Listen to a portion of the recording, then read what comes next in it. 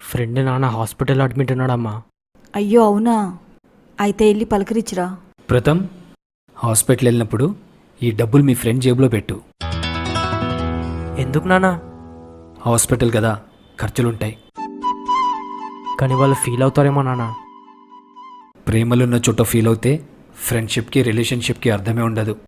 పెళ్ళిళ్ళలో శుభకార్యాల్లో చదివించుకున్నా పర్వాలేదు, కానీ హాస్పిటల్ పేషెంట్కి మాత్రం సహాయపడాలి. అందరూ కలిసి తలా ఇన్ని డబ్బులు సాయం చేస్తే వాళ్ళకి ఎంతో కొంత భారం తగ్గుతుంది.